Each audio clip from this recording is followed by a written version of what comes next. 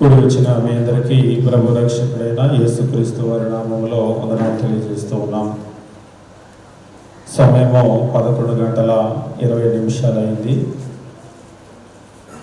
దాదాపుగా అందరూ వచ్చినట్లుగా నేను అనుకుంటూ ఉన్నాము. ఈరోజు భారతదేశానికి స్వాతంత్ర దినోత్సవం. నిన్నటి నుంచే రోడ్ల మీద హడావుళ్ళుగా ఉన్నాయి. అయితే వాళ్ళ సెలబ్రేషన్స్ వాళ్ళకు ఉన్నాయి, కానీ స్వాతంత్ర దినోత్సవాన్ని ఎలా కూడా సెలబ్రేట్ చేసుకోవచ్చు అని బెన్సన్ టౌన్ వాళ్ళు ఏర్పాటు చేసిన కార్యక్రమం ద్వారా తెలుస్తూ ఉంది. ఈరోజు నిజంగానే ఉన్నటువంటి సమయాన్ని వృధా పోనివ్వకుండా అనేక స్థానిక సంఘాలు కార్యక్రమాలు ఏర్పాటు చేసుకొని వాక్యాన్ని ధ్యానించేటువంటి ఒక చక్కటి అవకాశాన్ని స్థానిక సంఘాలు కల్పించారు. ఈరోజు మనం కూడా సమయాన్ని వృధా చేసుకోకుండా ఒక ప్రాముఖ్యమైనటువంటి విషయాన్ని అధ్యయనం చేయడానికి మొదలు పెడదాం. ఇవాళ మనం దాన్ని ముగించలేమో, అయితే మనం మొదలు పెట్టబోతూ ఉన్నాం. దీన్ని ఇంటికి వెళ్ళిన తర్వాత మీరు కనుక అలా కొనసాగించినట్లయితే కొందరికి కొన్ని రోజులు పట్టవచ్చు, కొందరికి కొన్ని నెలలు కూడా పట్టవచ్చు. దీని ముగింపు దాకా మీరు అధ్యయనం చేయాలి అంటే. ఈరోజు మనం చేసేటువంటి ఈ అధ్యయనం అనేటువంటిది దేనికి ప్రయోజనకరంగా ఉంటుంది అంటే, ఎవరికి ప్రయోజనకరంగా ఉంటుందంటే, నేను ఆత్మీయంగా బలపడాలి, దేవునికి చాలా దగ్గరగా జీవించాలి, సన్నిహితమైనటువంటి ఒక సంబంధము ఏర్పరచుకోవాలి. అంతేకాదు శారీరకంగా నాకున్నటువంటి అంటే రక్తమాంసములు కలిగినటువంటి శరీరంలో జీవించేటువంటి నేను అనేక రకాలైనటువంటి శోధనలు, ఇబ్బందులు, సమస్యలు వ్యక్తిగతంగా కావచ్చు, కుటుంబపరంగా కావచ్చు, సమాజంలో కావచ్చు, అనేకము ప్రతి మనిషి ఎదుర్కొంటూ ఉంటాడు. వీటన్నింటినీ కూడా దాటి వెళ్ళగలిగినటువంటి శక్తి నాకు కావాలి అనేటువంటి వారికి ఇది ప్రయోజనకరంగా ఉంటుంది. కాబట్టి మరలా నేను తెలియజేస్తూ ఉన్నాను, ఈరోజు మనం చేయబోయేటువంటి అధ్యయనము దేవునికి మనల్ని చాలా దగ్గరకు తీసుకుని వెళ్తుంది, ఒక సన్నిహితమైనటువంటి సంబంధాన్ని ఏర్పాటు చేస్తుంది. ఆత్మీయ జీవితంలో చాలా చాలా శక్తిని ఇది ఇస్తూ ఉంటుంది. ఒక విషయాన్ని తెలియజేసినే ముందుకు వెళ్ళిపోతాను. మీరు లోకంలో గమనించినప్పుడు ప్రతి మనిషికి కూడా ఒక శరీరం ఉంటుంది. వ్యాధులు ఎవరికి ఎక్కువగా వస్తాయి, ఎవరికి తక్కువగా వస్తాయి? చదువుకునే వాళ్ళకి తక్కువగా వస్తాయి, వాళ్ళకి చదువు ఉంటుంది కాబట్టి. చదువు లేని వాళ్ళకి ఎక్కువగా వస్తాయి, అంతేనా? కొన్ని టౌన్లో ఉండే వాళ్ళకి ఎక్కువగా వస్తుంటాయి, ఎందుకంటే టౌన్లో ఉన్నారు కాబట్టి. ఒకసారి ఒక ఆయన అన్నాడు, పల్లెటూరు వాళ్ళకి ఇన్ని జబ్బులు ఉండవండి అంటే, జబ్బులకి ఇది టౌను, ఇది పల్లెటూరు అని తెలుసా? అంటే ఒకవేళ పల్లెల్లో ఉండే వాళ్ళకి తక్కువగా ఉన్నాయేమో, కానీ దానికి కారణము పట్టణమని పల్లెని కాదు, వాళ్ళ లైఫ్ స్టైల్ని బట్టి ఉంటాం, జీవన విధానాన్ని బట్టి ఉంటాం. ఇంకా చెప్పాలి అంటే, ఒకసారి ఒక ఆయన అన్నాడు, డబ్బులు ఉన్న వాళ్ళకి రోగాలు ఎక్కువ ఉంటాయండి అని. ఒకవేళ డబ్బులు ఉన్న వాళ్ళకి ఎక్కువ ఉంటాయేమో, కానీ డబ్బులు ఉండటం అనేటువంటిది దానికి కారణం కాదు. మరి వీటన్నింటి వెనక ఉండేటువంటి కారణం ఏమిటి? ఇప్పుడైతే అందరికీ బాగా అర్థమైంది, శరీరంలో ఇమ్యూనిటీ ఉంటుంది, రోగ నిరోధక శక్తి. ఎవరికైతే రోగ నిరోధక శక్తి తక్కువగా ఉంటుందో, బలహీనంగా ఉంటుందో, బలహీనం అయిపోయినప్పుడు ఏమవుతుందంటే అన్ని రోగాలు వచ్చేస్తూ ఉంటాయి, వచ్చింది ఇక తగ్గదు. ఎప్పుడైతే శరీరం బలంగా ఉంటుందో, బలంగా ఉన్నప్పుడు ఏమవుతుందంటే రోగ నిరోధక శక్తి ఉన్నప్పుడు దాదాపుగా వచ్చేటువంటి వ్యాధులన్నింటినీ కూడా అది పోరాడి బయటికి నెట్టేస్తూ ఉంటుంది. మాకు కూడా కరోనా వచ్చినప్పుడు విజయవాడలో ఒక సర్వే నిర్వహించినప్పుడు చాలామంది మాకు కరోనా రాలేదన్నారు. అందరికీ ఒక సర్వే నిర్వహించి బ్లడ్ టెస్ట్ చేసిన తర్వాత ఏమైందంటే చాలా మందికి వచ్చి తగ్గిపోయినాయి కూడా, కానీ వాళ్ళకి వచ్చింది తెలియలేదు, తగ్గింది తెలియలేదు, మాకు రాలేదని అనుకుంటున్నారు. శరీరంలో ప్రవేశించిన తర్వాత ఆ రోగ నిరోధక శక్తి ఉంటుంది కదా, యాంటీబాడీస్ వాళ్ళ బాడీలో ఉన్నాయి. ఏదైనా అర్థం ఏంటి? వచ్చింది, పోరాడి, తగ్గిపోయింది కూడా. మీకు తెలుసు అంటే శరీరానికి బలం అనేటువంటిది చాలా అవసరం సర్వైవ్ అవ్వాలి అంటే. ఏ శరీరం అయితే బలహీనంగా ఉంటుందో సర్వైవ్ అవ్వలేదు. నేను దేని గురించి మాట్లాడటం లేదంటే మెడికల్ గురించి మాట్లాడట్లేదు, భౌతిక శరీరాల గురించి మాట్లాడట్లేదు. ఆత్మ సంబంధమైన జీవితంలో కూడా పోరాడి నెగ్గే వాళ్ళు మాత్రమే నిలబడతారు, పోరాడలేనటువంటి వాళ్ళు ఓడిపోతారు. వాళ్ళు భూమి మీద శరీరం ఎలాగైతే కలిసిపోతుందో గాల్లో, అలాగనే వాళ్ళ ఆత్మీయ జీవితం కూడా గాల్లో కలిసిపోతుంది. కాబట్టి ఆత్మీయ జీవితంలో మనకు బలం చాలా చాలా చాలా అవసరం. ఈరోజు ఒక ప్రత్యేకమైనటువంటి అంశాన్ని గురించి మనం నేర్చుకోబోతున్నామని అన్నాం కదా. దేని గురించి మనం నేర్చుకోబోతున్నామంటే క్రైస్తవ్యంలో చాలా తక్కువగా మాట్లాడేటువంటి ఒక సబ్జెక్టు, ముఖ్యంగా క్రీస్తు సంఘాల్లో అయితే అసలు మాట్లాడరేమో అన్నటువంటి ఒక సబ్జెక్టు, ఉపవాసము అనే దాని గురించి. ఉపవాసాన్ని గురించి మనం ఎన్ని ప్రసంగాలు విని ఉంటాం. సార్ అక్కడ ఉపవాసం అనగానే అమ్మో ఇలాంటిది అయితే నాకు చెప్పకండి అంటాడు. ఎందుకంటే నేను అస్సలు తినకుండా ఉండలేను.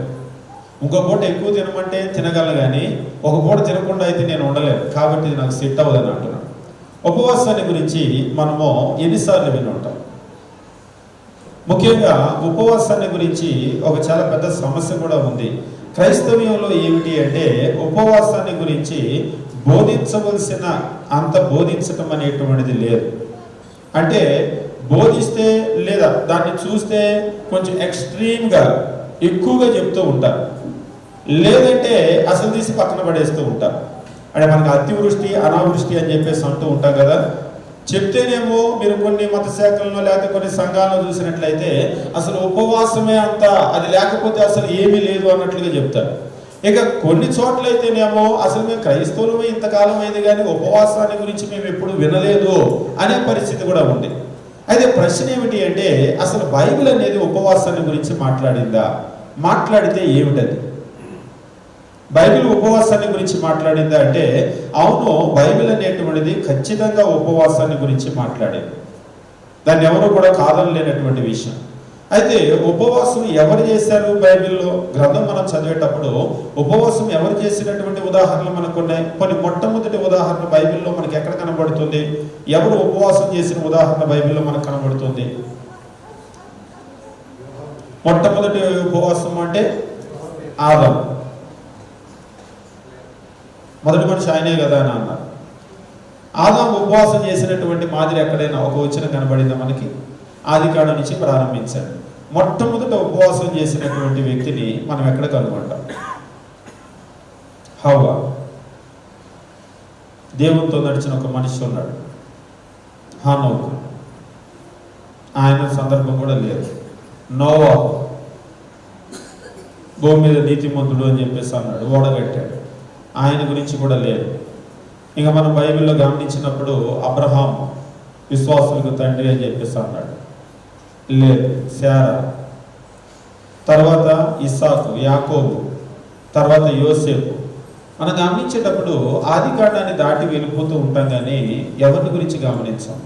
మొట్టమొదట ఉపవాసం చేసినటువంటి వ్యక్తిగా నిర్గమకాండంలో మోషేని గురించి మనం చూస్తాం. నిజంగా అదొక రికార్డు. మోషేని గురించి మనం గమనించినప్పుడు అతడు 40 పగళ్ళు 40 రాత్రులు ఉపవాసం చేసినట్లుగా మనం చూస్తూ ఉంటాం. దాదాపు మీ అందరికీ సందర్భం గుర్తొచ్చి ఉంటుంది. ఎప్పుడది? ఆరోగ్యం బాగోదు, మంచంలో పడిపోయినప్పుడు 40 రోజులు పాపం ఏమీ తినలేకపోయాడు. ఒకసారి ఒకరు అన్నారు, నేను కూడా మొన్న జ్వరం వచ్చినప్పుడు ఏమీ తినలేకపోయానండి, అసలు సెలైనే పెట్టారంట 2-3 రోజులు, నేను కూడా ఏం తినలేదు అంటాడు. అంటే ఇప్పుడు ఏంటి, అది ఉపవాసం అవుతుందా? ఎందుకు ఈ మాట నేను చెప్తున్నానంటే ఒకసారి ఒక వ్యక్తి చెప్పాడు, మోషే 40 రోజులు ఉపవాసం ఉన్నాడు, దేవుని కొరకు ఆయన ఆజ్ఞలు తీసుకుని రావడానికి సీనాయి పర్వతం మీదకి వెళ్ళాడు. కొండ మీద వండి పెట్టే వాళ్ళు ఎవరు లేరు కదా, భోజన వసతి లేక 40 రోజులు తినకుండా ఉండాల్సి వచ్చిందంట. అంతేనా? భోజన వసతి లేక. సరే, దేని గురించి అనేటువంటిది తర్వాత మనం గమనిద్దాము. మనము మొట్టమొదట మోషేని గురించి గమనిస్తాం. ఇక తర్వాత బైబిల్లో కనుక మీరు భక్తుల యొక్క జీవితాలని మీరు చూస్తూ వెళ్ళినట్లయితే తర్వాత దావీదు మహారాజు కూడా అనేక సందర్భాల్లో, ఒక సందర్భంలో కాదు అనేక సందర్భాల్లో ఉపవాసం చేసినట్లుగా మీరు చూస్తూ ఉంటారు. తర్వాత ఏలియా ప్రవక్తల గురించి మీరు చూస్తూ ఉంటారు. దాదాపు ఆయన కూడా 40 రోజులు ఉపవాసం ఉన్నట్లుగా మనకు కనబడుతూ ఉంటుంది. తర్వాత ఎస్తేరు గ్రంథం చదివేటప్పుడు ఎస్తేరు రాణి, ఆమె ఉండటం మాత్రమే కాదు, యూదులందరినీ కూడా 3 రోజులు ఉపవాసం ఉండమని చెప్పేసి ఆమె తెలియజేస్తూ ఉంటుంది. ఇక తర్వాత మీరు దానియేలు గ్రంథం చదివేటప్పుడు దానియేలు అతని స్నేహితులు కూడా ఉపవాసం ఉన్న పరిస్థితులు చూస్తూ ఉంటారు. పాత నిబంధనలనే కాదు, క్రొత్త నిబంధనకు వచ్చినప్పుడు కూడా అన్న అనేటువంటి ఒక ప్రవక్తని ఉపవాసం ఉన్నట్లుగా మనం చూస్తూ ఉంటాం. ఇక తర్వాత సాక్షాత్తు మన ప్రభు అయినటువంటి యేసుక్రీస్తు ఒకసారి ఒక ఆయన అన్నాడు, అవన్నీ పాత నిబంధన తీసేయండి, అప్పట్లో తినకుండా ఉండేవాళ్ళు, క్రొత్త నిబంధన చెప్పండి అని అన్నాడు. పోనీ మనకి ఎవరు మాదిరి? ఏ విషయమైనా ప్రభు అయిన యేసు మనకి మాదిరి. ఆయన అడుగు జాడల్లోనే మనం నడుచుకుంటూ ముందుకు వెళ్ళాలి. ప్రభు అయినటువంటి యేసు ఉపవాసం చేశాడు అంటే ద ఆన్సర్ ఈజ్ ఎస్. అవును, ఆయన ఉపవాసం చేశాడు. ఎన్ని రోజులు చేశాడు? మరలా 40 రోజులు ఆయన ఉపవాసం ఉన్నట్లుగా మనం చూస్తూ ఉంటాం. ప్రభు అయినటువంటి యేసు ఉపవాసం ఉండటం మాత్రమే కాదు, ఇంకా మీరు గమనించాలంటే ఒక ముఖ్యమైన విషయం చెప్పి నేను ముందుకు వెళ్ళిపోతాను. ప్రభు అయినటువంటి యేసు మారు మనస్సును గురించి చేసిన బోధ కంటే కూడా ఉపవాసాన్ని గురించి చేసినటువంటి బోధ క్రొత్త నిబంధనలో ఎక్కువగా ఉంది. మనం దాన్ని తీసుకుంటామో తీసుకోమో అది వేరే విషయం, కానీ ఆయన మారు మనస్సును గురించి ప్రస్తావించినటువంటి విషయాల కంటే ఎన్ని సందర్భాల్లో ఆయన ప్రస్తావించాడు, ఎంత దాని గురించి బోధ చేశాడనే దానికంటే ఉపవాసాన్ని గురించి ఆయన చేసినటువంటి బోధ ఎక్కువగా ఉంది. ఆ తరువాత అపోస్తుల్ని కూడా మనం గమనించినప్పుడు అపోస్తులు కూడా తమ జీవితంలో ఉపవాసం ఉన్నట్లుగా మనం గమనిస్తూ ఉంటాం. పౌలు అనేక సందర్భాల్లో తెలియజేస్తూ ఉంటాడు. ఈ రోజు మనకి క్రొత్త నిబంధన సంఘము మాకు అపోస్తులు మాదిరి, క్రొత్త నిబంధన సంఘాలు మాదిరి అని అంటాం కదా. క్రొత్త నిబంధనలో ఉన్నటువంటి సంఘాలు ఉపవాసం ఉన్నట్లుగా మనం చూస్తూ ఉంటాం. కాబట్టి ఉపవాసం అనేటువంటిది మనం గమనించినప్పుడు పాత నిబంధన నుంచి కనుక చూసినట్లయితే అనేక మంది భక్తుల జీవితాల్లో ఉపవాసం అనేటువంటిది ఉంది. క్రొత్త నిబంధనలోనికి వచ్చినప్పుడు ప్రభు అయినటువంటి యేసు ఉపవాసం చేశాడు, అపోస్తులు ఉపవాసం చేశారు. అంతేకాదు క్రొత్త నిబంధనలో ఉన్నటువంటి సంఘాలు కూడా ఉపవాసం చేసినాయి. అయితే మనము దీన్ని అధ్యయనం చేస్తూ ముందుకు కనుక వెళ్ళినట్లయితే అసలు ఒక విషయాన్ని గురించి కొందరు ఉపవాసం అనగానే అసలు మనకు లేదు అని అనుకుంటారు, కొందరు అసలు మనకు ఉంది, చాలా బాగా ఉంది అని అనుకుంటారు. ఈరోజు మనం ఏం చేయడానికి ప్రయత్నం చేద్దామంటే ఉపవాసాన్ని గురించి వాళ్ళు వీళ్ళు చెప్పటం కాదు, లోకం చెప్పటం కాదు, కానీ అసలు బైబిల్ దేవుని వాక్యం ఏం చెప్పింది అని ఒక సమగ్రమైనటువంటి, ఏదో కొద్ది అధ్యయనం కాదు, ఒక సమగ్రమైనటువంటి అధ్యయనం చేయడానికి ప్రారంభిద్దాం. ఉపవాసాన్ని గురించి బైబిల్ ఏం చెప్పింది? పాత నిబంధనని మనం గమనించినప్పుడు పాత నిబంధనలో ఉపవాసం అనేటువంటిది వాళ్ళు చేసినట్లుగా మనం చూసాం, కానీ దేవుని ఆజ్ఞ ఉందా? మొట్టమొదటి ప్రశ్న ఏంటంటే అసలు పాత నిబంధనలో వాళ్ళు ఉపవాసం చేశారు, అయితే దేవుని ఆజ్ఞ అనేటువంటిది ఉందా అనేది మనం గమనించినప్పుడు లేవి కాండము 16వ అధ్యాయము, లేవి కాండము 16వ అధ్యాయము మనం గమనించినట్లయితే 29వ వచనం నుంచి 31వ వచనం వరకు మనం గమనించినప్పుడు దేవుని వాక్యం ఈ రీతిగా తెలియజేస్తూ ఉంటాడు.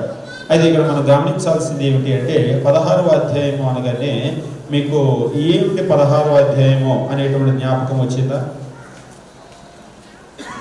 లేవికాండం 16వ అధ్యాయము అనగానే బైబిల్ స్కూల్లో చదివిన వాళ్ళకి, స్టూడెంట్స్కి లేదా టీచర్స్కి వెంటనే చాలా ప్రాముఖ్యమైనటువంటి అధ్యాయం వెంటనే గుర్తుకొచ్చేస్తుంది 16వ అధ్యాయం.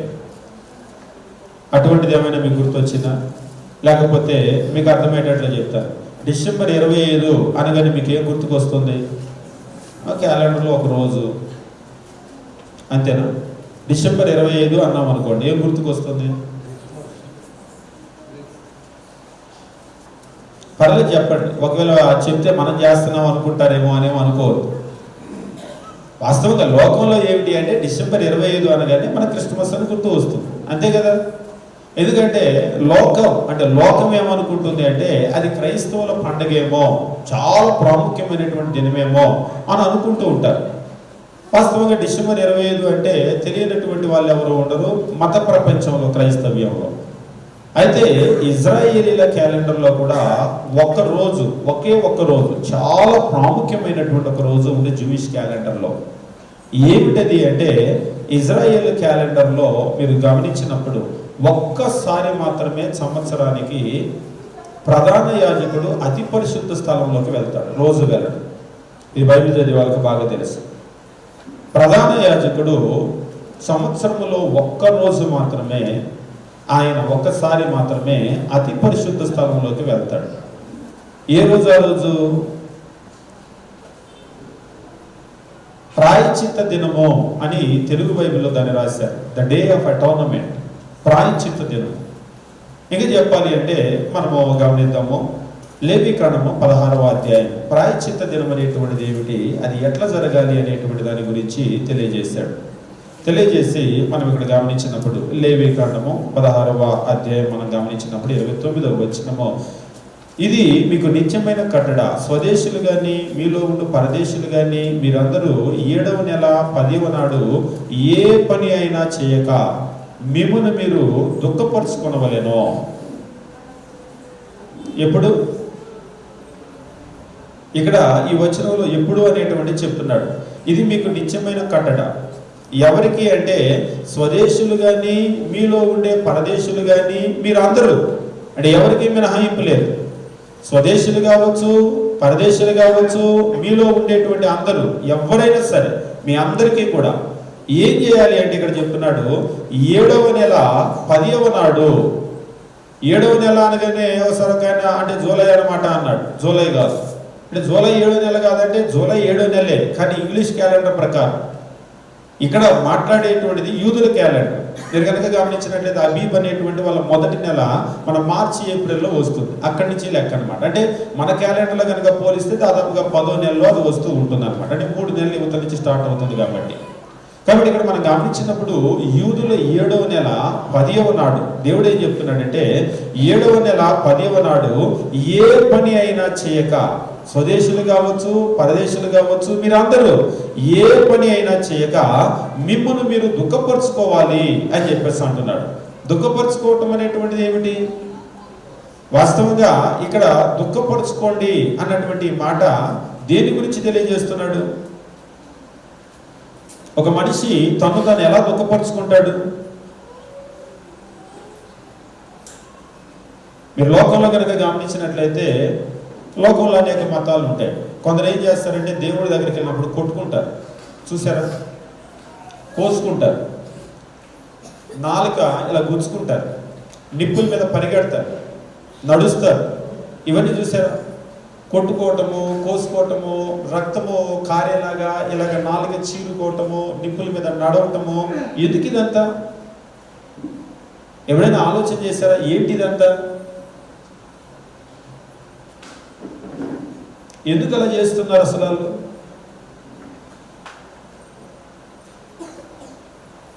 ఒకసారి ఒకళ్ళు అడిగారు, సార్ మనకేమి కొట్టుకోటాలు, కోసుకోటాలు ఇలాంటివి ఉండవా క్రైస్తవ్యంలో? ఇలా పక్కన ఆయన అంటాడు, అలాంటి పిచ్చి పనులు మనకు ఉండవాలి. అంటే ఆయనకి అది పిచ్చి పనిలాగా అనిపించింది. అసలు మనుషులు ఎందుకు అలా చేస్తున్నారు? దేవుడి దగ్గరికి వచ్చి ఎందుకు వాళ్ళు కొట్టుకోవడం? ఇదంతా ఏమిటి అంటే మనిషి తన్ను తాను బాధించుకోవడం.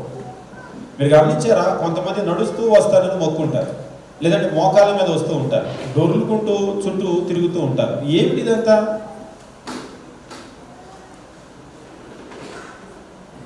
ఏమిటిదంతా? మనిషి తన్ను తాను బాధించుకోవటం, దేవుడి దగ్గరకు వచ్చి తన శరీరాన్ని బాధించుకోవటం. ఎందుకు ఇలా చేస్తూ ఉన్నాడు?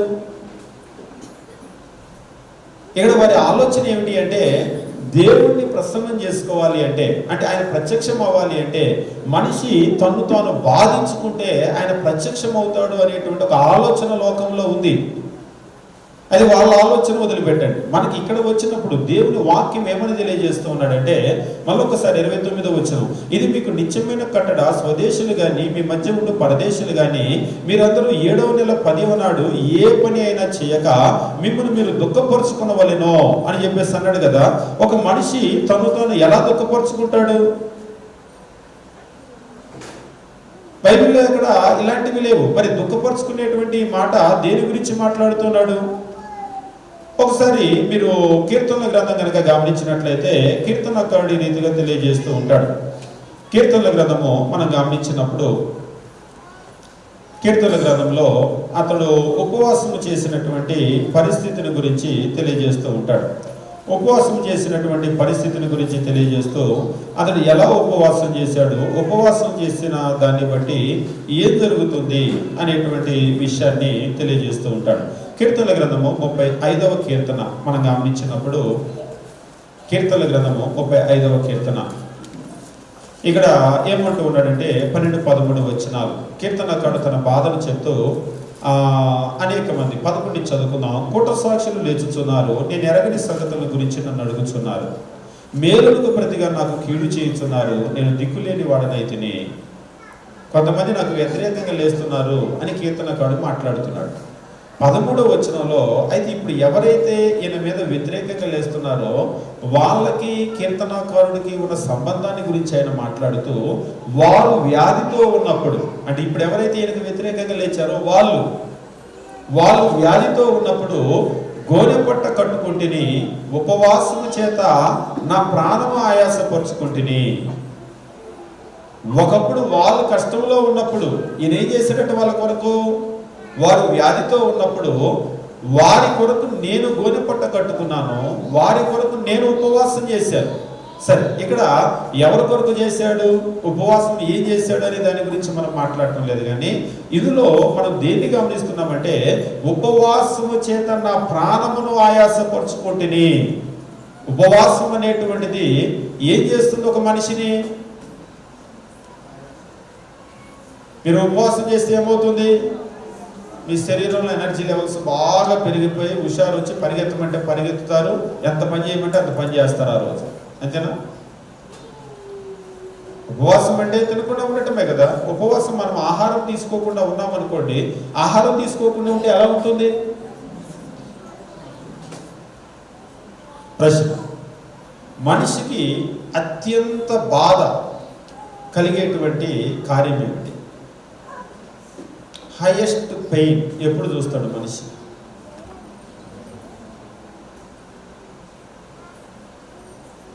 కొట్టినప్పుడా, కోసినప్పుడా, అంటే ఏదైనా గాయాలు తగిలినప్పుడా? Highest pain.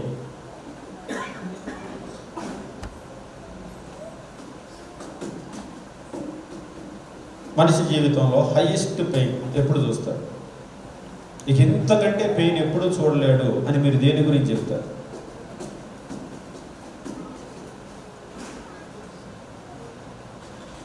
మరి ఆకలిని మించినటువంటి బాధ ఏముంటుంది అంటే, వాస్తవంగా ఏమిటంటే 2023వ సంవత్సరంలో ఉన్నాం. దేవుడు చాలా దీవించాడు మన భారతదేశాన్ని. ఒక్క 40-50 సంవత్సరాల వెనక్కి వెళ్తే పరిస్థితులు మనకు అర్థమవుతాయి. మన ముందు వాళ్ళు చెప్తూ ఉంటారు, ఈరోజు తినేటువంటి ఆహారము ఆ రోజుల్లో లేదు అసలు. మాకు చెప్తూ ఉంటారు, ఇప్పటికి కూడా కొన్ని ప్రాంతాల్లో వరి అనేటువంటిది తినరు. అప్పట్లో దొరకదు అసలు వరి. దాదాపు ఏ రాగులు, జొన్నలు, సజ్జలు ఇటువంటివి తినేవాళ్ళు. అది కూడా 3 పూట్ల తినేటువంటి పరిస్థితులు లేవు. లేక తమ సొంత ప్రాంతాలను వదిలిపెట్టి వలస వెళ్ళిపోయినటువంటి వాళ్ళు ఎంతోమంది. మనిషికి ఆహారం తినేటువంటి పరిస్థితి ఉండేది కాదు. ఇప్పటికి కూడా మీరు కనుక గమనించినట్లయితే ఆకలితో ఉంటున్నటువంటి వాళ్ళు అనేక మంది. కానీ ఈరోజు మనకు ఆకలి తెలియదు, దేవుడి దైవాలు. ఇవాళ పరిస్థితి ఎలా అయిపోయిందంటే, మనకు ఆహారం అనేటువంటిది సమృద్ధిగా దేవుడు ఇస్తూ ఉన్నాడు. ఎంత సమృద్ధిగా ఇస్తున్నాడంటే ఆహారం విలువ తెలియక పడేస్తూ ఉంటారు. ఒకసారి నేను తెలంగాణలో ఒక ఊరు వెళ్ళాను, ఒక వివాహానికి వెళ్ళాను. వెళ్ళినప్పుడు అక్కడ అన్నం వండిన తర్వాత మామూలుగా అంత ఆకులు తీసేసిన తర్వాత మిగిలిపోతుంది కదా. మిగిలిపోతే బాగా డబ్బు ఉన్నటువంటి వాళ్ళే. మనకేం చేస్తాము, అన్నం మిగిలిపోయినా లేకపోతే ఇంకేదైనా మిగిలిపోయినా అవన్నీ ఏం చేస్తాం, జస్ట్ రోల్ చేసి అవన్నీ కూడా తీసి పాడేస్తూ ఉంటాం. అంతేనా? వాళ్ళ అన్నం అస్సలు వేస్ట్ చేయలేదు.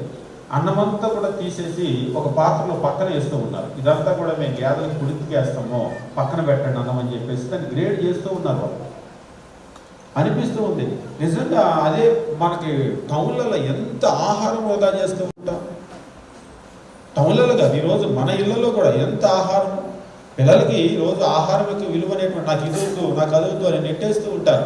నిజంగా ఈరోజు మనకు దేవుడు ఆహారాన్ని సమృద్ధిగా ఇవ్వటాన్ని బట్టి ఆహారం విలువ మనకు తెలియటం లేదు. ఈరోజు మీరు కుటుంబాల్లో చూసినట్లయితే టిఫిన్ల దగ్గర కూడా చాలా పేచి, నాకు ఈ టిఫిన్ వద్దు, ఆ టిఫిన్ వద్దు అని. కానీ ఆకలితో ఉన్నటువంటి పరిస్థితుల్లో మనిషికి నిజంగా ఆకలిని మించినటువంటి బాధ అనేటువంటిది. నేను ఒక విషయం చెప్పి ముందుకు వెళ్ళిపోతాను. మీరు ఆహారం తినకుండా కనుక ఉంటే మీకు ఎక్కడ నొప్పి కలుగుతుంది అని అడిగారు ఎవరైనా. ఎక్కడ నొప్పి వస్తుంది? దెబ్బ తగిలితే మీకు అక్కడ మాత్రమే నొప్పి కలుగుతుంది. ఆకలితో ఉంటే ఒక పూట ఆహారం తినకుండా లేట్ అయ్యి ఆకలి కాదు, కొన్ని రోజులు కనుక ఆహారం లేకుండా ఉంటే మనిషి పరిస్థితి ఎలా ఉంటుంది?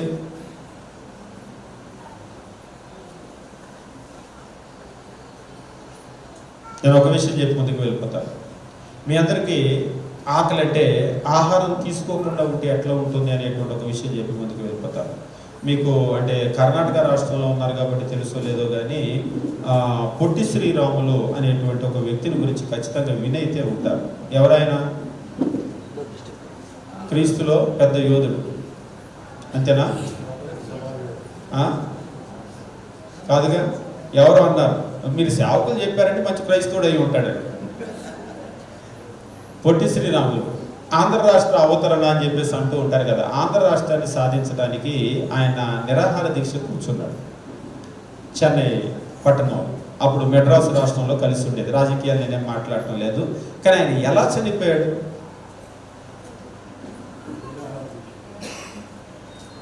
ఆహారం తినడం మానేశాడు. నిరాహార దీక్ష అంటే ఇవాళ నిరాహార దీక్షలాగా కాదు. ఇవాళ మీరు నిరాహార దీక్షలు కనుక చూస్తే రిలే నిరాహార దీక్ష అని అంటారు. విన్నారా ఎప్పుడైనా? నాకు ఫస్ట్లో అర్థం కాలేదు రిలే అంటే ఏంటి అని. రిలే అంటే ఇప్పుడు మనం డ్యూటీ ఎలాగైతే ఎక్కుతూ దిగుతూ ఉంటామో, పొద్దున్న డ్యూటీకి ఎక్కి సాయంత్రం దిగినట్లుగా నిరాహార దీక్ష కూడా ఎక్కుతూ దిగుతూ ఉంటారనమాట. కానీ అటువంటి నిరాహార దీక్షలు కాదు, 24 hours. ఇక మొదలు పెడితే ఏమి తినకుండా ఏమి తాగకుండా నిజం ఉపవాసము. మీరు ఇంటికి వెళ్ళిన తర్వాత ఒకసారి చదివి చూడండి ఆయన ఎలా చనిపోయాడు అనేటువంటి విషయం. చాలా భయానకమైనటువంటి విషయాలు. అంటే ప్రపంచ చరిత్రలో చాలా జరిగినాయి. కరువులు వచ్చినప్పుడు మనుషులు చనిపోతూ ఉంటారు కదా. కరువులు వచ్చినప్పుడు చనిపోయిన మనిషిని కనుక చూస్తే ఒంట్లో ఫ్యాట్ అసలు ఏమీ ఉండదు. లోన ఉన్నటువంటి స్కెల్టన్ అని అంటారు కదా, అస్థిపంజర ఎముకలు అంటారు కదా, ఆ ఎముకల గూడు మీద ఈ చర్మం కప్పినట్లుగా ఉంటుంది. మాంసం అంతా కూడా, కొవ్వు అంతా కూడా హరించిపోతూ ఉంటుంది. మీరు పొట్టి శ్రీరాములు కనుక చూసినట్లయితే అతడు శరీరంలో ఉన్నటువంటి అంటే ఆకలితో ఉండేటువంటి మనిషి ఎలా చనిపోతాడు అంటే ఒకేసారి ఏమి ప్రాణం పోదు. ఆర్గాన్స్ అన్ని ఒక్కొక్కటి ఆహారం లేక అవన్నీ కూడా ఆక్సిజన్ అందక చనిపోతూ ఒక్కొక్క అవయవం లోపల చచ్చిపోతూ కుళ్ళిపోతూ ఉంటే ఇంకా ప్రాణం పోదు. ఒకవైపు నుంచి మనిషి పురుగు పట్టేస్తాడు బ్రతికుండగా. మీరు పొట్టి శ్రీరాముల యొక్క చరిత్ర కనుక చదివినట్లయితే బ్రతికుండగా ఆయన చూడటానికి వెళ్ళినటువంటి వాళ్ళు ఆ వాసన, గదిలో వాసన భరించలేకపోయారు. ముక్కుల్లో నుంచి చెవుల్లో నుంచి పురుగులు బయటకు వచ్చేసినాయి ఆయనకి. ఇంకా బ్రతికే ఉన్నాడు, ప్రాణం అయితే ఇంకా అలానే ఉంది. అంటే నేను దేని గురించి మాట్లాడుతున్నానంటే మనిషి ఏదో మన ఉపవాసము తినకుండా ఉండటం అంటే చాలా తేలిగ్గా తీసుకుంటాం. ఎందుకంటే ఇవాళ మనకి తినకుండా ఉండటం ఆ పెయిన్ ఏంటో మనకు అర్థం కాదు. నిజంగా మనిషి ఆహారం తినటం కనుక మానేస్తే అంతకు మించినటువంటి బాధ ఈ భూమి మీద మనిషికి ఏది కూడా ఉండదు. నిజంగా తినటం మానేసి 2-3 రోజులు ఉన్న తర్వాత మనకు అర్థమవుతుంది నిజంగా ఉపవాసం అంటే ఇంత భయంకరంగా ఉంటుందా. ఒక పిల్లవాడిని బెత్తంతో కొడితే ఆ నొప్పి పిల్లవాడికే కాదు చూసే వాళ్ళకి కూడా ఎంత దెబ్బ కొట్టారు అనేది అర్థమవుతుంది. కానీ ఉపవాసం ఉండటం అనేటువంటిది మన కంటికేమి కనపడదు, కానీ ఆ పెయిన్ అనేటువంటిది అనుభవిస్తూ ఉంటారు. ఇక్కడ దేని గురించి మాట్లాడుతూ ఉన్నాడంటే మళ్ళొకసారి కీర్తనల గ్రంథం మీరు గమనించినప్పుడు 30వ కీర్తనలో 35వ కీర్తన ఇక్కడ కీర్తనకారుడు చెబుతూ అంటూ ఉన్నాడు. ఏమన్నాడంటే 13వ వచనం, వారు వ్యాధితో ఉన్నప్పుడు గోనెపట్ట కంటుకుంటుని ఉపవాసము చేత నా ప్రాణమును ఆయాసపరుచుకుంటుని అని చెప్పేసి అన్నాడు. ఉపవాసము చేత ఏం చేశాడు ఆయన? మీరు ఆంగ్లంలో కనుక గమనించినట్లయితే I afflicted my self with fasting, I afflicted my self, నన్ను నేనే బాధపరుచుకున్నాను. అంటే ఆయన కొట్టుకోలేదు, కోసుకోలేదు, నాలుకేం గుచ్చుకోలేదు, నిప్పుల మీద పరిగెత్తలేదు. మరి తన్నుతో ఎలా బాధించుకున్నాడు? తన్నుతో ఎలా బాధపరుచుకున్నాడు అంటే భక్తుల జీవితాలను చూసినప్పుడు దేవుని దగ్గరకు వచ్చినప్పుడు భక్తులు తమను తాము బాధపరుచుకున్నటువంటి సందర్భాలు ఉన్నాయా అంటే అవును ఉన్నాయి. ప్రశ్న, ఈరోజు దేవుని దగ్గరకు వచ్చి మనల్ని మనం బాధపరుచుకునేటువంటి సందర్భం ఏదైనా ఉందా? ఎప్పుడైనా? ఇంకా చెప్పాలి అంటే ఇలాంటి మీటింగ్లు ఏర్పాటు చేస్తే కాసేపటికి బ్రేక్లో మీకు టీ ఇస్తారు, బిస్కెట్లు ఇస్తారు.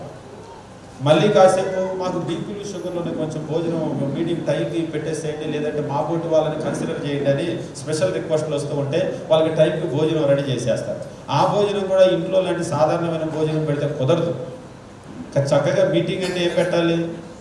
మొన్న కూడా మాకు ఒక మీటింగ్ జరిగింది. మీటింగ్ జరిగితే నేను చెప్పాను చక్కగా వెజ్ భోజనాలు ఏర్పాటు చేద్దామంటే మా యూత్ స్ట్రిక్ట్గా దాన్ని నిరాకరించారు. ఎట్టి పరిస్థితుల్లో వెజ్ కుదరదు, నాన్ వెజ్జే మన దగ్గర గట్టిగా ఎక్స్పెక్ట్ చేస్తారు, నాన్ వెజ్జే, అది కూడా చికెన్ కూడా కుదరదు, మటనే. అంటే వాస్తవంగా మనము మీటింగ్స్ అంటే ఏం చేస్తామంటే ఖచ్చితంగా మనం ఆహారం ఉంటుంది, టీలు ఉంటాయి, కాఫీలు ఉంటాయి, స్నాక్స్ ఉంటాయి, భోజనాలు ఉంటాయి. ఒక రకంగా చెప్పాలి అంటే ఇక్కడికి వచ్చిన తర్వాత మనల్ని మనం బాధపరుచుకునే సందర్భం ఏ మీటింగ్లో ఉండదు. ఈ మీటింగే కాదు, ఏ మీటింగ్లో ఉండదు. అర్ధరాత్రి మీటింగ్ పెడితే కూడా 11 గంటలకు 12 గంటలకు కొంచెం తినేయాలని అని అంటారు. రాత్రి కూడా మాకు నిజంగా 12 గంటలు దాటిన తర్వాత అన్నీ చాలా పెట్టారు, పొద్దుటి కూడా అరగలేదు. రాత్రి తిన్న పెండింగ్ వర్క్ ఇంకా అలా ఉంది, అందుకని మేము టిఫిన్ చేయలేదు. నిజంగా ఈరోజు మనకి దేవుని దగ్గరికి వచ్చి ఏ సందర్భంలో క్యాలెండర్లో 365 రోజుల్లో ఏ రోజు కూడా నేను దేవుని దగ్గర నన్ను నేను దుఃఖపరుచుకున్నాను అనేటువంటి ఒక రోజు మనకు కనపడదు. కానీ భక్తుల జీవితాలు అలాగే లేవు. ఇక్కడ ఆయన ఏం చెప్తున్నాడంటే మరొకసారి మీరు గమనించండి, I afflicted my self with fasting. దేని చేత అంట? ఐ అఫ్లిక్టెడ్ మై సెల్ఫ్, నన్ను నేను దుఃఖపరుచుకున్నాను, బాధపరుచుకున్నాను. దేంతో? విత్ ఫాస్టింగ్, ఉపవాసము. ఉపవాసం అనేటువంటిది ఏమిటి అంటే ఒక మనిషి తన్ను తాను దుఃఖపరుచుకునేటువంటి, బాధించుకునేటువంటి ఒక కార్యక్రమం అది. భక్తులందరి జీవితాల్లో సాక్షాత్తు క్రీస్తు ప్రభు కూడా తను తాను బాధించుకున్నాడు. ఈరోజు దేవుడు దాన్ని అడుగుతున్నాడా, దేవుడు దాన్ని ఎదురు చూస్తున్నాడా అంటే అవును, దేవుడు దాన్ని ఖచ్చితంగా అడగటం మాత్రమే కాదు, పాత నిబంధనలో అది ఒక ఆజ్ఞ. లేవీకాండం మరొకసారి మనం గమనిద్దాము. లేవీకాండం మనం గమనించినప్పుడు 16వ అధ్యాయం, ఇందాక మనం చదివినటువంటి వచ్చిన భాగము 29వ వచనం నుంచి కనుక మనం చదివినట్లయితే దేవుడు వాక్యం రీతిగా చెప్తూ ఉన్నాడు. ప్రాయశ్చిత్త దినం రోజు జరిగేటువంటి కార్యం ఏమిటి అంటే 16వ అధ్యాయం 29 నాడు మనం చదివాం. ఇది మీకు నిత్యమైన కట్టడ, స్వదేశులు కానీ మీ మధ్య ఉండే పరదేశులు కానీ మీరందరూ ఎవరట? దేశంలో ఉండేటువంటి ప్రతి వ్యక్తి కూడా, వాళ్ళు స్వదేశులు కావచ్చు, పరదేశులు కావచ్చు, మీరందరూ 7వ నెల 10వ నాడు ఏ పని చేయక మిమ్మును మీరు దుఃఖపరుచుకునవలెనో. ఏ పని చేయక అంటే ఒకసారి ఒకరు అడిగారు, ఉపవాసం ఉన్న రోజు ఫాస్టింగ్ ఉంటున్నాను, డ్యూటీకి వెళ్ళొచ్చా అని అన్నారు. నేను చెప్పాను, పాత నిబంధనలో అయితే దేవుడిచ్చిన ఆజ్ఞ. ఎట్లా ఫాస్టింగ్ చేయమన్నాడు? సరే, ఆ రోజు మీకు పొలం ఉంటే విత్తనాలు విత్తుకోవటం ఇంపార్టెంట్ అయితే, మరొకటి అయితే వెళ్ళండి, కాకపోతే ఫాస్టింగ్ ఉండండి అని అన్నాడా? లేదు. ఆ రోజుని ఖచ్చితంగా ప్రత్యేకపరచాలి. దేశంలో ఇంకా చెప్పాలి అంటే ఆ రోజు దేశంలో మన భాషలో చెప్పాలంటే హాలిడే. ఎవరు ఏ పని కూడా చేయరు, ఎవరు ఏ పని చేయకూడదు. ఎప్పుడు అంటే 7వ నెల 10వ నాడు. ఏమిటా రోజుకున్న స్పెషల్? నిజంగా స్పెషలే. ఇజ్రాయేల్ క్యాలెండర్లో ఆ రోజు మాత్రమే సంవత్సరానికి ఒకే ఒక్క రోజు, ఒకే ఒక్కసారి ప్రధాన యాజకుడు అతి పరిశుద్ధ స్థలంలో ప్రవేశించేటువంటి దినం అది. ఏం జరుగుతుంది ఆ రోజు అంటే దాన్ని ప్రాయశ్చిత్త దినము, ద డే ఆఫ్ అటోన్మెంట్ అని చెప్పేసి అన్నాడు. ఇజ్రాయేలీల యొక్క పాపముల కొరకు ప్రాయశ్చిత్తము జరిగేటువంటి దినం అది. ఎట్లా జరుగుతుంది ఏంటి దాని విషయాన్ని నేను చెప్పను, మీకు తెలుసుంటుంది. ఒకవేళ తెలియని వాళ్ళు ఎవరైనా ఉన్నట్లయితే లేవీకాండం 16వ అధ్యాయం చదవండి. చాలా వెరీ వెరీ ఇంపార్టెంట్ చాప్టర్ అది. ఇంకా చెప్పాలి అంటే పాత నిబంధనలో ఉన్నటువంటి ఆ జూయిష్ క్యాలెండర్లో చాలా ప్రాముఖ్యమైన దినము.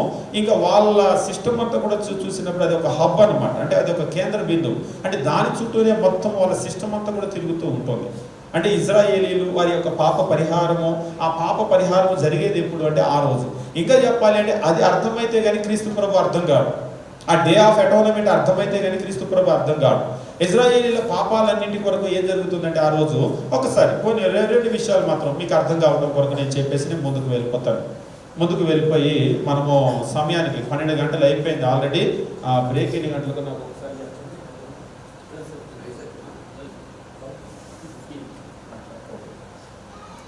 12 గంటల 15 నిమిషాలకు మీకు బ్రేక్ టైము. ఒకవేళ నేను అలా వెళ్ళిపోతున్నా కానీ ఆపేస్తాను, ఎంతవరకు వస్తే అంతవరకు ఆపేస్తాను. ఇందాక నేను ప్రారంభంలో చెప్పాను, మనం ఒక సమగ్రమైన అధ్యయనం చేయడానికి ప్రారంభించాం. కాబట్టి ఈరోజే ఈ టాపిక్ అయిపోతుందని మీరు అనుకోవద్దు. చాలా ఇంపార్టెంట్ టాపిక్. ఎందుకంటే ఒక మనిషి దేవునికి అతి సన్నిహితంగా జీవించడం చాలా అవసరం. ఆ క్లోజ్నెస్ అనేటువంటిది అవసరం. అది భక్తులు ఎట్లా సాధించారు అనేటువంటి ఒక అధ్యయనం ఇవాళ ప్రారంభిస్తున్నాం అంతే. మీరు దాన్ని ఇంటికి వెళ్ళిన తర్వాత ఎంత చదువుతారో అన్ని విషయాలు మీకు బయటకు వస్తూ ఉంటాయి. భక్తులు అంత దగ్గరగా ఎట్లా వెళ్ళగలిగారు, దేవుని సాన్నిహిత్యం ఎట్లా సంపాదించగలిగారు అనేటువంటిది మన భక్తి జీవితానికి చాలా ప్రాముఖ్యం. లేవీకాండం 16వ అధ్యాయం మీరు గమనించినప్పుడు ఏం జరుగుతుంది అని చెప్పేసి అంటే డే ఆఫ్ అటోన్మెంట్, ప్రాయశ్చిత్త దినము. ఇజ్రాయేలీల పాపముల కొరకు దేవుడు ఏమని తెలియజేశాడు అంటే 16వ అధ్యాయము మనము గమనించినట్లయితే ఈ రీతిగా చెప్తూ ఉన్నాడు. 16వ అధ్యాయము మనం గమనించినట్లయితే 7వ వచనము 6-7 వచనాలు. అహరోను తన కొరకు పాప పరిహారార్థ బలిగా ఒక కోడెను అర్పించి తన నిమిత్తము తన ఇంటి వారి నిమిత్తం ప్రాయశ్చిత్తము చేసి ఆ 2 మేక పిల్లలను తీసుకుని వచ్చి ప్రత్యక్ష గుడారం యొక్క ద్వారం వద్ద యెహోవా సన్నిధిని వాటిని ఉంచాలి. 2 మేక పిల్లలు తేవాలి. 2 మేక పిల్లలు. ఈ 2 మేక పిల్లలు తెచ్చి వాటికి చీట్లు వేయాలి. విడిచిపెట్టుట అని ఈ రెండిట్లో వేటి పేరు మీద పడిందో ఆ విడిచిపెట్టుట అని చీటీ పడిన మేకను పక్కన పెట్టి 2వ మేక ఉంటుంది కదా, ఆ 2వ మేకను వధించి దాని రక్తాన్ని తీసుకొని అతి పరిశుద్ధ స్థానంలోకి వెళ్ళాలి. ఒక మేకను వధించారు.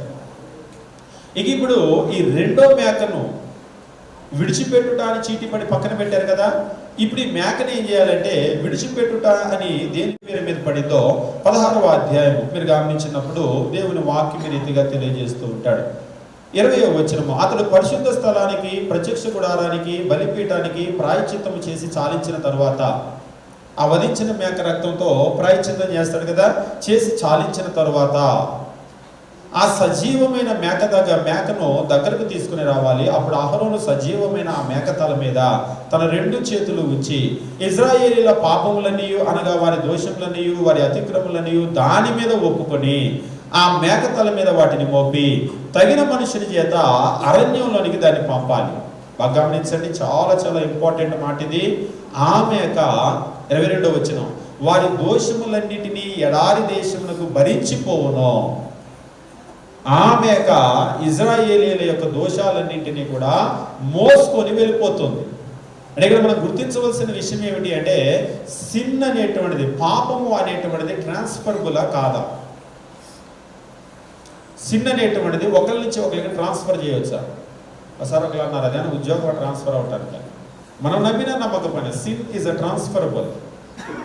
ఒకవేళ సిన్ అనేటువంటిది ట్రాన్స్ఫరబుల్ కాకపోతే యేసు మన పాపాలు ఆయన మీద ఆయన మోసుకోలేడు. మన పాపాలు ఆయన మోయటానికి అవకాశం లేదు. మన పాపాలు ఆయన ఎట్లా మోసాడు?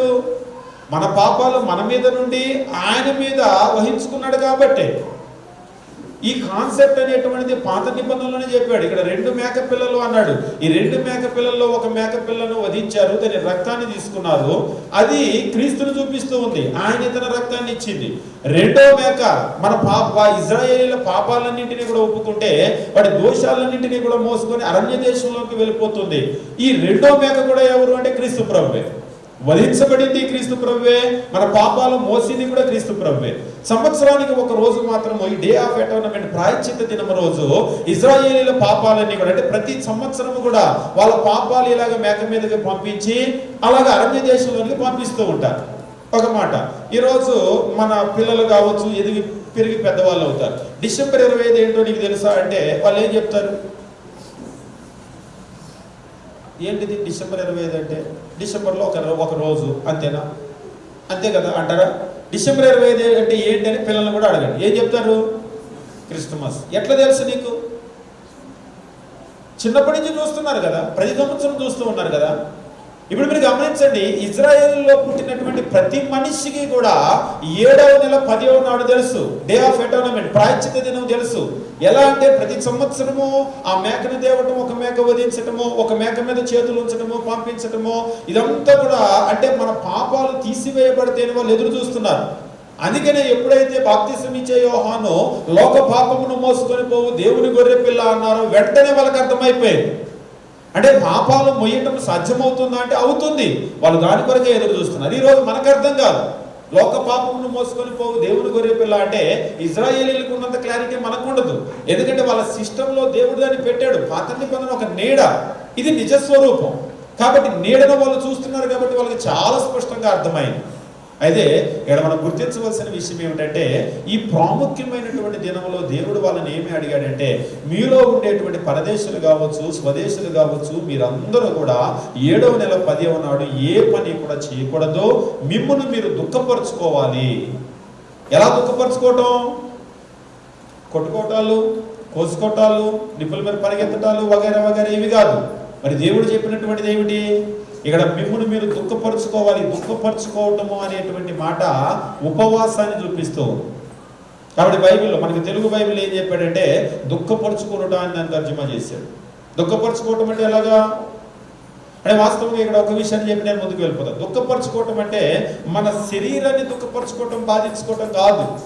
అది ఏమిటి అంటే మన ఆత్మను బాధించుకోవటం. తర్వాత నేను దాని గురించి తెలియజేస్తాను. అవును, ఆహారం తినకుండా ఉంటే శరీరం కదా బాధపడేది, ఆత్మ ఎట్లా బాధపడుతుంది, ఆత్మకి ఎట్లా దుఃఖం వస్తుంది, పెయిన్ వస్తుంది అనేటువంటి తర్వాత మనం గమనిద్దాం. ఇప్పుడు మనం గమనించినటువంటి విషయం ఏమిటి అంటే ఇజ్రాయేలీలకు దేవుడు ఉపవాసాన్ని ఆజ్ఞాపించాడు అంటే ద ఆన్సర్ ఇస్ ఎస్, అవును ఆజ్ఞాపించాడు. ఎప్పుడు అది అంటే 7వ నెల 10వ నాడు. అయితే వాస్తవం ఏంటంటే ఇజ్రాయేలీలకు ఉపవాసం అనేటువంటి సంవత్సరంలో ఒక్కరోజే ఆజ్ఞ, 7వ నెల 10వ తారీఖు. కానీ ఆ ఒక్కరోజే కాకుండా ఇంకా వాళ్ళు చాలా రోజులు ఉపవాసాలు చేసినట్లుగా బైబిల్లో మనం చూస్తూ ఉంటాం. ఉదాహరణ కింద మనం చూసాం, మోషే కొండ మీదకి వెళ్ళి 40 రోజులు ఉన్నాడు, ఆజ్ఞ లేదు. ఏలియా 40 రోజులు ఉన్నాడు, ఆజ్ఞ లేదు.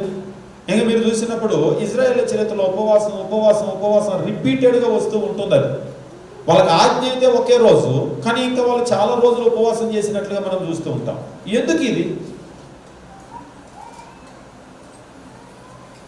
ఎందుకు వాళ్ళు చేశారు? కొన్ని ఇజ్రాయేలీలు ఏ సందర్భాల్లో ఉపవాసం చేసేవాళ్ళు? ఆర్థికంగా ఇబ్బందులు బాగా ఉన్నప్పుడు, ఇంట్లో బియ్యం లేనప్పుడు, వండుకోవటానికి కుదరనప్పుడు ఆ పూట ఉపవాసం ఉంటారు. ఒకసారికైనా దాని ఉపవాసం అంటే పస్తు అంటారు. తెలుగు అర్థమైన వాళ్ళకి బాగా అర్థమవుతుంది. పస్తుకి ఉపవాసానికి తేడా ఏంటి? పస్తు అన్నా తినకపోవటమే, ఉపవాసం అన్నా తినకపోవటమే. ఇక తేడా ఏముంది?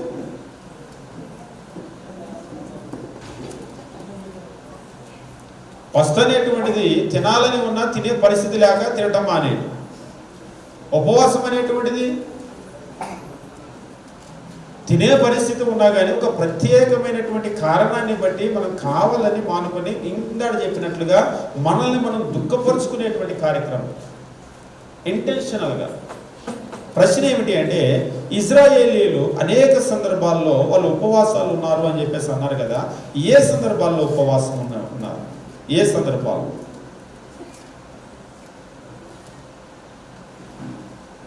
ఏ సందర్భాల్లో ఉండే వాళ్ళ ఉపవాసం? ఒక మాట చెప్పి నేను ముందుకు వెళ్ళిపోతాను. కీర్తనల గ్రంథం మనం చదివేటప్పుడు కీర్తనకారుడు రీతిగా తెలియజేస్తూ ఉంటాడు. కీర్తనల గ్రంథము 69వ కీర్తన మనం గమనించినట్లయితే, కీర్తనల గ్రంథము 69వ కీర్తన 10వ వచనము, ఉపవాసం ఉండి నేను కన్నీరు విడవగా అది నాకు నిందాస్పదమాయను. ఉపవాసం ఉండి నేను కన్నీరు విడవగా, వాస్తవంగా తెలుగులో అంత స్పష్టంగా లేదేమో అని అనిపిస్తూ ఉంటాం. ఆంగ్లంలో కనుక గమనించినట్లయితే when I wept and humbled my soul with fasting, when I wept and humbled my soul, humbled my soul, తన ఆత్మను తను తగ్గించుకున్నాడు. ఎట్లా? ఒక మనిషి తన ఆత్మను తను ఎట్లా తగ్గించుకోగలడు? when I wept and humbled my soul with fasting, ఉపవాసము చేత నన్ను నేను తగ్గించుకోగా. నన్ను అంటే వాస్తవంగా శరీరాన్ని గురించిగా, ఆత్మల గురించి. అది ఆంగ్లంలో అయితే క్లియర్గా రాశాడు, humbled my soul with fasting. అంటే ఉపవాసం అనేటువంటిది ఇందాక మనం చెప్పాం, ఉపవాసము శరీరాన్ని దుఃఖపరచుకోవటం కాదు, అది ఆత్మకు సంబంధించినటువంటి విషయం. ఉపవాసము చేత మనం ఏం చేస్తామంటే దేవుని దగ్గర మన ఆత్మను మనం తగ్గించుకుంటాం. కీర్తనకారుడు ఇక్కడ చెప్తూ ఉన్నాడు, ఏమంటూ ఉన్నాడంటే when I wept and humbled my soul with fasting, it became my reproach. నేను ఉపవాసం ఉండి నేను కన్నీరు విడవగా అది నాకు నిందాస్పదమాయను అని చెప్పేసి అంటున్నాడు. అంటే ఉపవాసం చేత నా ఆత్మను నేను తగ్గించుకున్నాను. అంటే ఉపవాసం అనేటువంటిది మనల్ని మనం దుఃఖపరుచుకునే కార్యక్రమం, శరీరాన్ని కాదు, ఆత్మను, మన ఆత్మను మనం తగ్గించుకునేటువంటి కార్యక్రమం ఉపవాసం అనేటువంటిది. ఇజ్రాయేలీలు వాస్తవంగా ఆజ్ఞ ఒక రోజే అయినా కానీ చాలా సందర్భాల్లో ఉపవాసం చేసినట్లుగా మనకు బైబిల్ తెలియజేస్తూ ఉంది. క్రొత్త నిబంధన కూడా క్రీస్తు ప్రభు కూడా అపోస్తులు కూడా మొదటి శతాబ్దంలో ఉన్న సంఘాలు కూడా ఈ రోజు ఉపవాసాన్ని గురించి చాలా మంది మాట్లాడటానికి ఇష్టపడరు. ఎందుకు? ఉపవాసం అనగానే వీళ్ళు ఏదో మత్స్యాకల బోధ మొదలు పెట్టారండి అని అంటారు.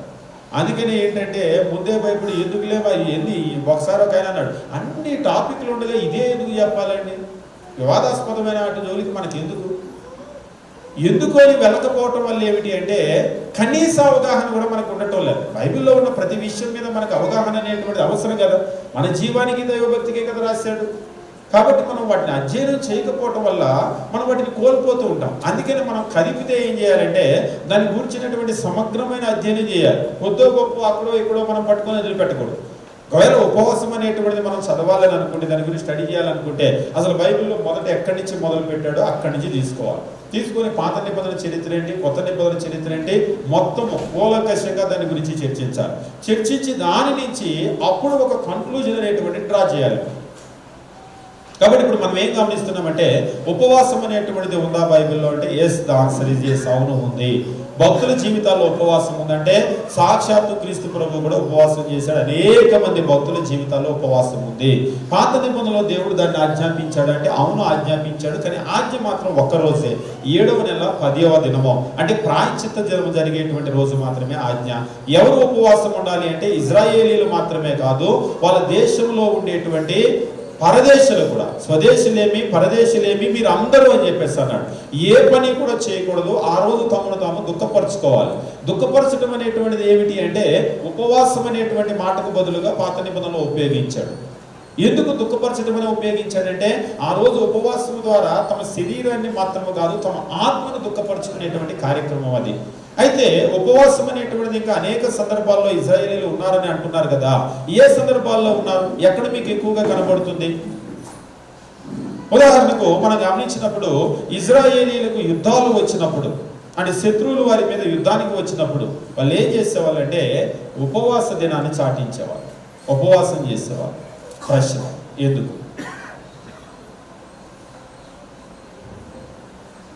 ఒకసారి ఒక ఆయన అడిగాడు, ఒక పని ఏదైనా ఉంది, గట్టి పని, బరువైన పని, బలమైన పని చేయాల్సి,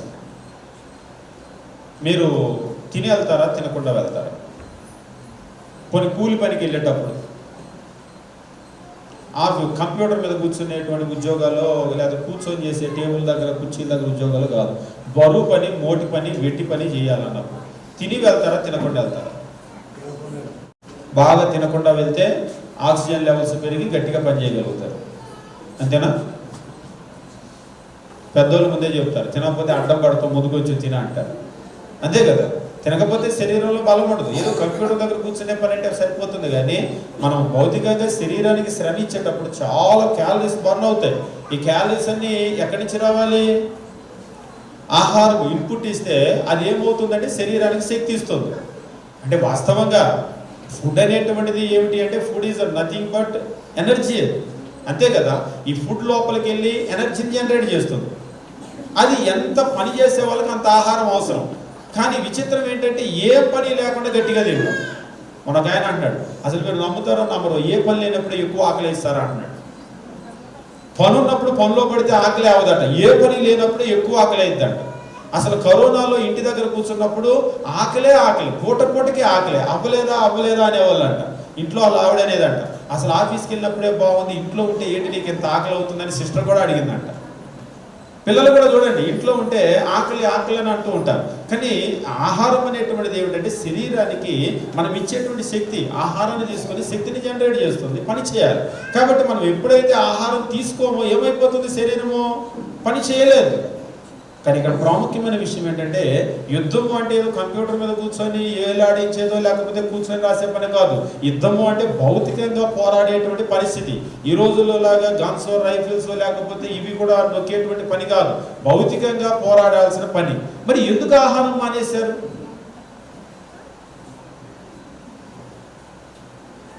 ఒకసారి మనము బైబిల్లో పాత నిబంధన న్యాయాధిపతుల గ్రంథానికి మనం తిప్పుకున్నట్లయితే ఇక్కడ ఇజ్రాయేలీల చరిత్రను మనం గమనించడానికి పరిశీలన చేద్దాం. పరిశీలన చేసినప్పుడు ఇజ్రాయేలీలకు ఒక యుద్ధం వచ్చింది. న్యాయాధిపతుల గ్రంథం 20వ అధ్యాయము. వాస్తవంగా ఈ యుద్ధం అనేటువంటిది ఒక ప్రత్యేకమైన యుద్ధం. మీరు తరువాత రాజ్యం విడిపోయిన తరువాత డివైడెడ్ కింగ్డమ్ అని అంటారు కదా, 10 గోత్రాలు 2 గోత్రాలు వేరువేరుగా ఏర్పడిన తర్వాత వాళ్ళు చాలా యుద్ధాలు చేసుకున్నారు. కానీ కలిసి ఉన్నప్పుడు మాత్రము జరిగినటువంటి యుద్ధం ఇది. ఎప్పుడు జరిగింది అంటే న్యాయాధిపతుల గ్రంథం మీరు కనుక తెలుపుకున్నట్లయితే 20వ అధ్యాయంలో ఒక యుద్ధం అనేటువంటిది ఇక్కడ ఏర్పడింది. దానికి కలిగినటువంటి కారణాన్ని కూడా తెలియజేస్తూ ఉంటాడు. 19వ అధ్యాయం కొంత చరిత్ర చదువుతూ మనం ముందుకు వెళ్ళిపోదాం. 19వ అధ్యాయం మనం చదివినప్పుడు న్యాయాధిపతుల గ్రంథం ఈ రీతిగా చెప్తూ ఉంటాడు. 1వ వచనము, ఇజ్రాయేలీలకు రాజు లేని దినముల్లో లేవీడైన ఒకడు ఎఫ్రాయిముల మన్యపు ఉత్తర భాగంలో పరదేశిగా నివసించుచుండెను.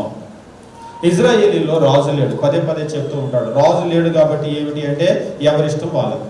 రాజు లేడు అంటే ఆజ్ఞ లేదు, ఆజ్ఞ లేదు రూలింగ్ లేకపోతే ఎవరిష్టం వాళ్ళది. అంటే ఎవరిష్టానికి వాళ్ళు బ్రతుకుతూ ఉన్నారనమాట. బ్రతుకుతూ ఉన్నటువంటి పరిస్థితుల్లో ఏం జరిగింది అనేటువంటి విషయాన్ని ఇక్కడ చెప్తూ ఉన్నాడు. ఒక వ్యక్తి తన భార్య వెళ్ళిపోయింది, పుట్టింటికి వెళ్ళిపోయింది. అంటే పుట్టింటికి వెళ్ళిపోయిన భార్యల గురించి చెప్తున్నారంటే అలా చెప్పట్లేదు, నేను వాళ్ళని ఎవరిని విమర్శించడం లేదు. వెళ్ళిపోయింది. వెళ్ళిపోతే ఏం చేశాడు అంటే ఈయన భార్యను తెచ్చుకుందాం కదా అని అక్కడ మామగారి దగ్గరికి వెళ్ళాడు. అంటే భార్య పుట్టింటికి వెళ్ళాడు.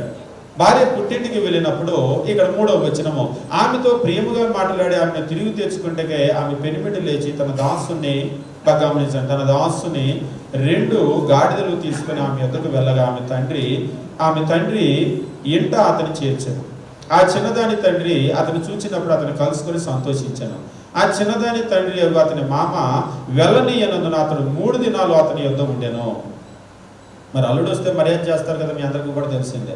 అల్లుడు వచ్చాడు కాబట్టి మామ వెళ్ళనివ్వలేదు. ఉండు ఉండు ఉండు అని అల్లుడు మర్యాదలని చేస్తూ ఉన్నాడు 3 రోజులు.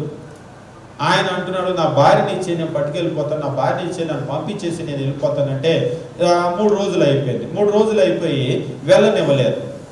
ఇక్కడ అంటున్నాడు 5వ వచనంలో, 4వ నాడు వారు వేకువన వెల్లడుకు నిద్ర మేలుకొనగా అతడు లేవసాగిన. అయితే ఆ చిన్నదాని తండ్రి, నువ్వు కొంచెం ఆహారం పుచ్చుకొని తెప్పరిల్లిన తర్వాత నీ త్రోవన వెళ్ళవచ్చు అని అల్లుతో అనగా 4వ రోజు బయలుదేరాడు.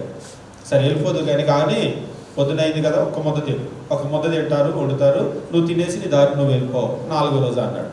సరే తినేసి బయలుదేరదాం కదా అని చెప్పేసి ఉన్నాడు. ఉంటే ఏం జరిగింది అంటే 6వ వచనము, అతని తన అల్లునితో అనగా వారిద్దరూ కూర్చుండి అన్నపానాలు పుచ్చుకొని తరువాత ఆ చిన్నదాని తండ్రి, దయచేసి ఈ రాత్రి అంతా వండిని తినేసరికి ఏమన్నాడు, రాత్రి అవుతుంది కదా, ఇవాళ రాత్రి అవుతుంది, పొద్దున్నే వెళ్దు అన్నాడు. మళ్ళీ పొద్దున్నే లేస్తే ఒక ముద్ద తిని వెళ్ళు అన్నాడు తెల్లారి. మళ్ళీ తిన్న తర్వాత రాత్రి అయింది, వాళ్ళు రాత్రి ఉండు అని చెప్పేసి అంటూ ఉన్నాడు.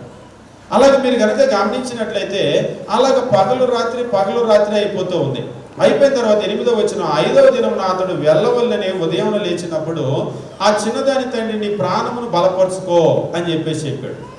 వారు ప్రొద్దుగోల వరకు తడవ చేసి ఇద్దరు కలిసి భోజనానికి కూర్చున్నారు. తర్వాత బయలుదేరాలనుకుంటే మరలా 9వ వచనం, అతని మామ ఇదిగో ప్రొద్దుగుంకడు సమీపమాయనో, దయచేసి రాత్రి ఇక్కడ ఉండు అని అంటున్నాడు. మళ్ళీ ఏమవుతుంది, రాత్రి ఉంటే తెల్లారుతుంది, తెల్లారితే భోజనం అంటాడు, మళ్ళీ భోజనం చేస్తే రాత్రి అంటాడు, మళ్ళీ రాత్రి అయితే ఇది అయ్యేది కాదు. నా భార్యను నాతో ఇచ్చి నేను పట్టుకెళ్ళిపోతాను అన్నాడు. 5 రోజులు ఉన్నాడు. 5 రోజులు ఉన్న తర్వాత ఇక నా భార్యను నాతో పంపించేసి నేను వెళ్ళిపోతానని చెప్పేసి అని 10వ వచనమో, అతడు అక్కడ ఆ రాత్రి గడపనోళ్ళకి లేచి అక్కడి నుంచి బయలుదేరి వెళ్ళిపోయి యెబూస్ అనే యెరూషలేము ఎదుటికి వచ్చెను. ఎంత అయితే అయిపోయింది, నేను వెళ్ళిపోతానని చెప్పేసి బయలుదేరి భార్యను తీసుకొని యెబూస్ అంటే యెరూషలేము ఉంది కదా, అంతకుముందు యెబూసీలు ఉండేవాళ్ళు, యెబూసు పట్టణం అది మీకు తెలుసు చరిత్ర. తర్వాత దావీదు వచ్చిన తర్వాత ఆ పట్టణాన్ని పట్టుకోవడం, పేరు మార్చడం జరుగుతుంది. ఇప్పుడు ఏమైందంటే అతడు నడుచుకొని ఆ రోజుల్లో నడిచి వెళ్ళటమే కదా ప్రయాణము. భార్య, గాడిదలు, దాసుడు, పనివాడు తీసుకొని నడుచుకొని వెళ్తున్నారు. చీకటి పడిపోయింది. ఆల్రెడీ చీకటి పడితే ముందే తెలుసు చీకటి పడిపోతుంది. ఎందుకు మరి చీకటి పడితే ఆగొచ్చుగా అంటే మనం చూసాం, ఆగితే అయ్యేది కాదది. అలా రోజులు గడిచిపోతూ ఉన్నాయి. ఇప్పుడు ఏమంటున్నాడంటే పనివాడు అన్నాడు, అయ్యా చీకటి పడిపోతుంది, ఈ యెబూసులో ఈ రాత్రి ఇక్కడ ఉండిపోయి పొద్దున్నే లేచి బయలుదేరదామంటే లేదు, అన్యులు ఏ పట్టణంలో కూడా మనం ఉండం, కాబట్టి మనం నడిచి వెళ్ళి ఇజ్రాయేలీల పట్టణం వచ్చేదాకా చీకటైనా కానీ నడిచి వెళ్ళి అక్కడే ఉందాము అని నడుస్తూ ఉన్నారు. నడుస్తూ ఉండి 12వ వచనము, అతని యజమానుడు ఇజ్రాయేలీలు కానీ అన్యుల పట్టణంలో ప్రవేశింపము, గిబియా వరకు ప్రయాణం చేద్దామని చెప్పేసి అన్నాడు. చివరికి వాళ్ళు గిబియా దాకా వచ్చారు. నడిచి గిబియా దాకా వచ్చి, ఆ రోజుల్లో ఏంటంటే ఆతిథ్యం ఇవ్వటం మర్చిపోవద్దు అని అన్నాడు కదా, ఆతిథ్యం ఇచ్చేటువంటి విషయం ఇజ్రాయేలీలకు ఒక ఆజ్ఞ. ఇప్పుడు ఇవాళ అంటే మనం ఏ ఊరు వెళ్ళినా హోటల్ ఉంటుంది, పల్లెటూరులు అంటే హోటల్ కూడా ఉండవు అనుకోండి. అక్కడ ఎవ్వరూ మనల్ని ఇంట్లోకి పిలవకపోతే ఏంటి పరిస్థితి? ఎట్లా ఉంటుంది పరిస్థితి?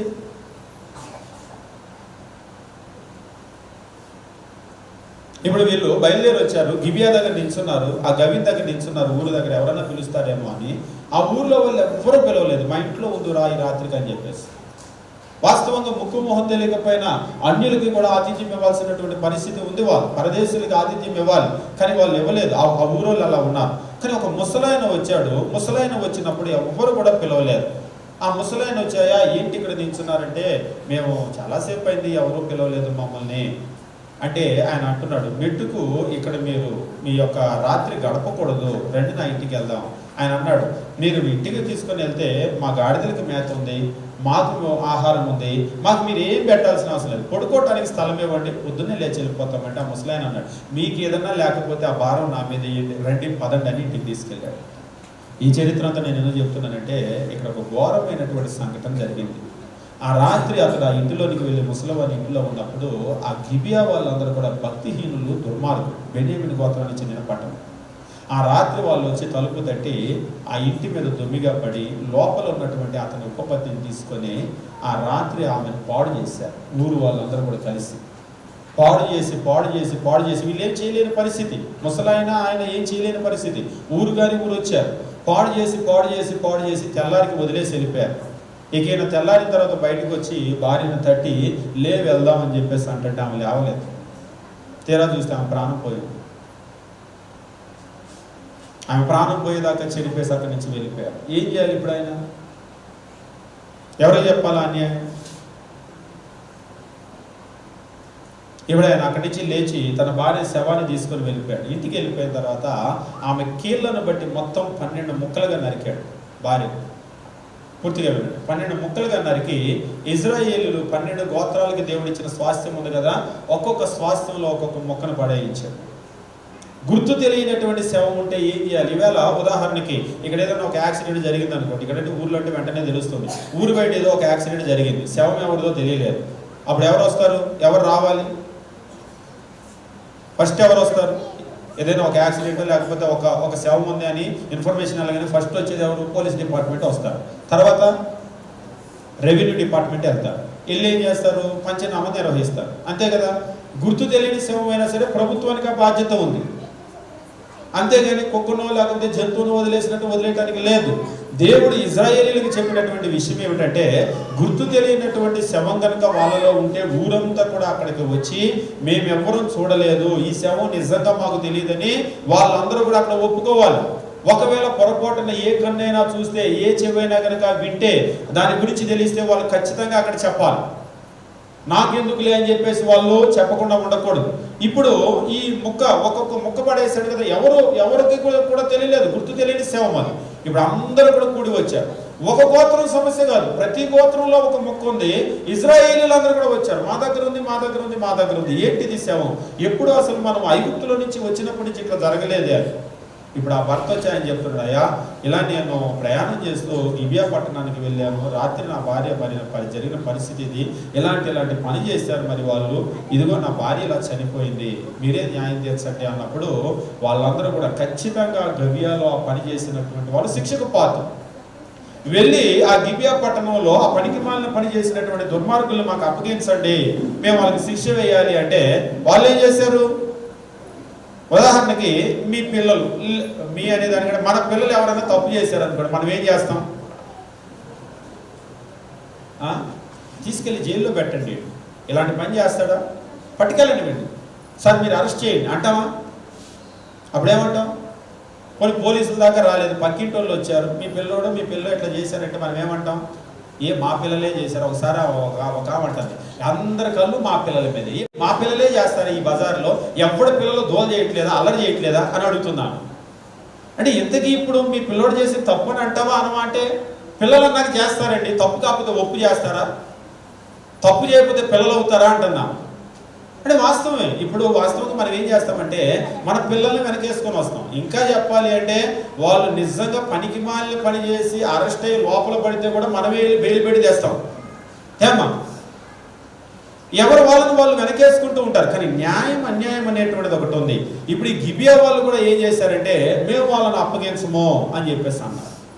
మొత్తం గిబియా పట్టణం అప్పగించము అని చెప్పేసి అంటే గిబియా పట్టణం కాదు, గిబియా పట్టణం కనుక అప్పగించకపోతే మేము మిమ్మల్ని దండించాల్సి ఉంటుంది అంటే ఇప్పుడు ఈ గిబియా వాళ్ళందరూ బెన్యామీను గోత్రం కదా, వీళ్ళ తరపున బెన్యామీనీలు అందరూ వచ్చేసారు. వచ్చేసి ఈ బెన్యామీను వాళ్ళందరూ అడ్డు నిల్చున్నారు. ఇప్పుడు ఏమైపోయిందంటే వాళ్ళని అప్పగించారంటే ఎట్టి పరిస్థితుల్లో అప్పగించడం కుదరకపోతే మేము యుద్ధం చేసైనా సరే వాళ్ళని తీసి మేము శిక్షిస్తాము అని చెప్పేసి అన్నారు. అలా అయితే 11 గోత్రాలు ఒకవైపు, బెన్యామీను గోత్రం ఒకవైపు వెళ్ళిపోయి జరిగినటువంటి ఒక యుద్ధాన్ని గురించి 20వ అధ్యాయంలో రాస్తూ ఉంటాడు. న్యాయాధిపతుల గ్రంథం 20వ అధ్యాయం. 11 గోత్రాలు ఒకవైపు, ఒక్క బెన్యామీను గోత్రం ఒకవైపు. న్యాయం ఎటువైపు ఉంది?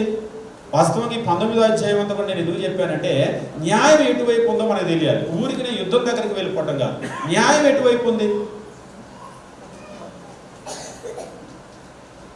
బెన్యామీను గోత్రం వైపే ఉంది, అంతే కదా. మరి వాళ్ళకి తప్పు జరుగుతుంటే అంటే వాళ్ళని దండిస్తాము అంటే చేతులు కట్టుకొని కూర్చుంటారా? తనా మనా ఉండాలి కదా. ఒక్కోసారి మన వాళ్ళు అంటారు తనా మనా ఉండాలి కదా. ఉండాలా వద్దా? మీకు అర్థమవుతున్నట్లేదు. బ్రేక్ టైం వచ్చేసరికి అందరికి టీ మీద ఉన్నట్టుంది మనసు. తనా మనా ఉండాలా ఉండొద్దా? సరే, బ్రేక్ టైం వెళ్ళిరండి. వెళ్ళొచ్చి